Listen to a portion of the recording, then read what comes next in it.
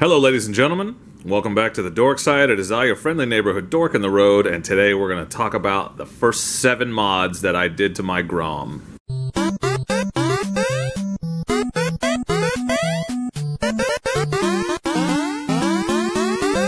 That's right everyone, I couldn't leave this baby stock, I just couldn't do it. So, I've added some mods to the Grom, and I'm just going to walk you through them right now. I've done 7 things so far, made some aesthetic improvements, and some overall improvements that I think a lot of Grom owners talk about and think about doing right away. You think about modding your Grom, you're not sure where to start? Well, let me show you where I started, and maybe that will help you. So let's start at the top and work our way down. So the first thing you'll probably notice if you own a Grom or if you've been around Groms is these mirrors. These are not the stock round bug antenna mirrors. They're not fancy aftermarket mirrors either necessarily. They're just kind of what I'm using for now. I don't know if this is going to be permanent. I think I'm probably going to get bar end mirrors. I just haven't gotten them yet. But if you're interested or looking for ideas, these are the mirrors off the CRF250L. And I read in a forum post, somebody said, what do I do about mirrors? And somebody else said, use CRF250L mirrors. And I was like, wait a minute.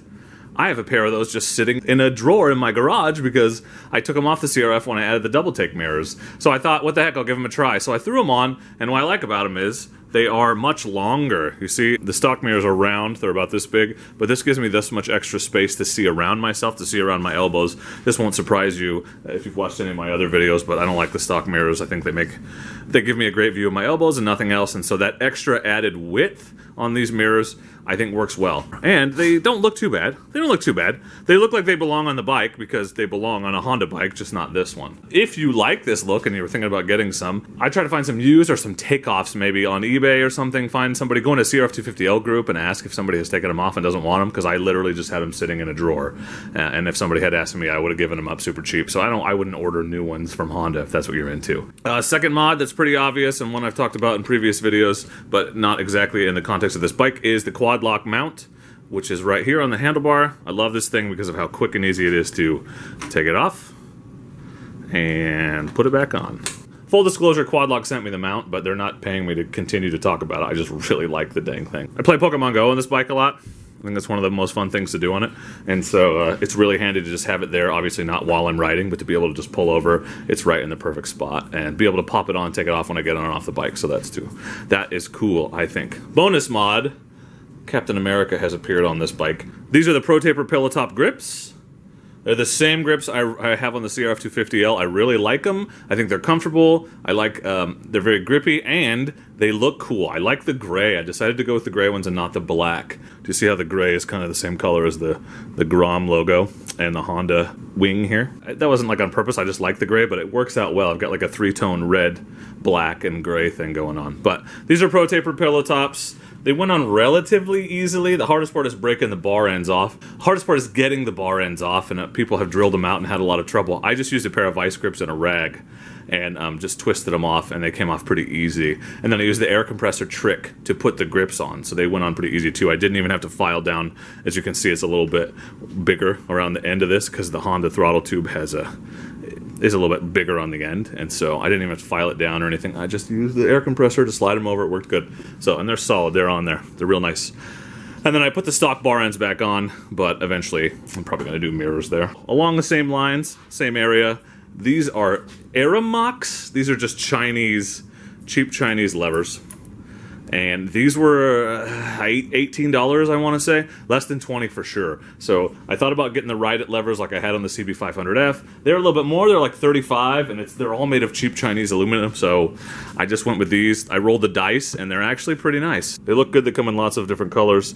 They're adjustable, and I'm pretty happy with them so far. They're also a little shorter than stock, and they're not like the blinding chrome of the stock ones. So I like them. So far, I'm enjoying them. So that's the cheap stuff I've done, and then let's talk about the more expensive, two more expensive mods that I've done that are probably pretty obvious if you're looking at this bike and thinking about what it looks like compared to a stock bike. But first thing I noticed after I put any riding time at all into this bike was that the stock seat was very uncomfortable. And it's very uncomfortable for a couple of reasons. In fact, I'll show it to you. This is the stock seat, okay? And what makes it uncomfortable, in my opinion, is this two-tiered effect, where there's supposed to be room for a rider and passenger.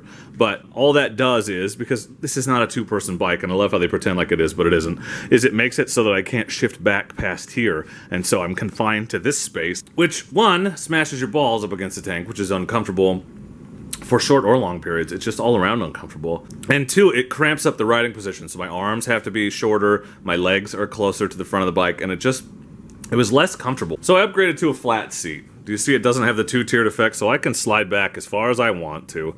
I can sit all the way back here if I want. I like to sit in this area. The wider area is usually where I end up. This seat is much more comfortable, riding position-wise for sure. It's not much softer than the stock seat, and I hear these break in and get a little bit softer over time.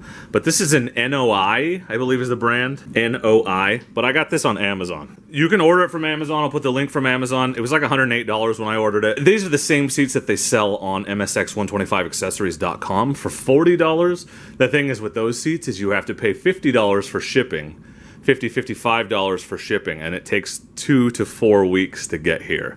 And so I figured for the price difference of $10 total, I would order from Amazon. I got this seat in 4 days. If you're at all impatient like me, I would consider the Amazon link that I'll put below, but if not, go on over to MSX125 Accessories. They have a ton of different types of seats. This is the one I ended up with. And what really surprised me, because this is a cheap Chinese, it's actually from Thailand, a cheap seat from Thailand, I thought for sure the build quality wouldn't be great, but it's solid. The stitching is solid. The leather is really nice. It looks fantastic. I think it's a huge aesthetic upgrade. I'm just really impressed with the quality of the seat.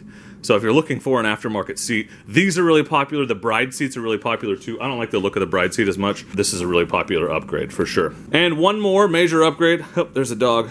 Pugs are not required upgrades. One more, the big upgrade that I did is the exhaust. So this is the Anodizing Racing Exhaust. This is a $90 exhaust that I got on Amazon.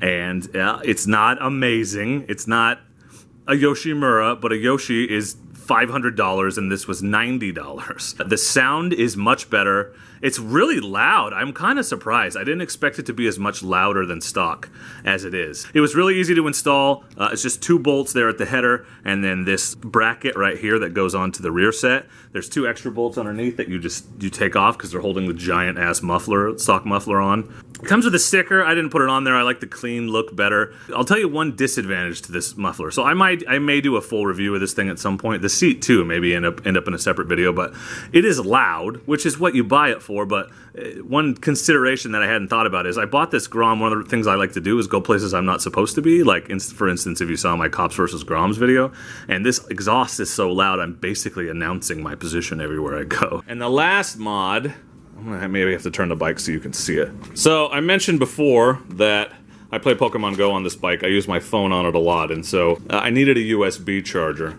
So this is the Moto Power USB charger. This is a $10 USB charger, and I just ran it through the fairing under the tank into the battery, and then mounted it right here at the fairing. I had to put 2 screws into the plastic fairing. I made sure there was nothing behind it and all that, but this is a really good location for it. It's not super, like, visible. It's pretty out of the way. It does technically, the handlebar hits it at full lock, but 1, just barely, and 2, the handlebar hits my knee long before it hits this thing, so I'm not really worried about it personally. It's the same charger I had on the CB500F and the same one I have on the CRF250L, except for those were under the Trackside brand, but it seems to be exactly the same. That is one option for putting a USB charger on the bike. I've seen lots of other ways that people do it, so please don't take it as the end-all be-all.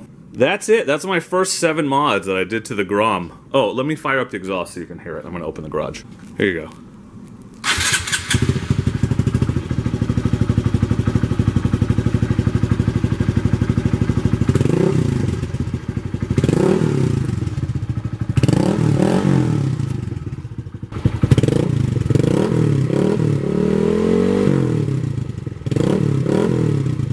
That's it. Those are my first 7 Honda Grom mods, my first round of Grom mods. So if you have any questions about the mods or suggestions for what kind of mods that I should do next, please leave them in the comments. In fact, why don't you tell me? Here's what I've been debating. Should I do bar end mirrors, either circular or triangular if you have a preference, or should I do the flush mount turn signals? So get rid of these and have the ones that mount flush. Bar ends or flush mounts? Leave me the answer in the comments. Thank you for watching, and as always, please do not forget to be excellent to each other. Thank you.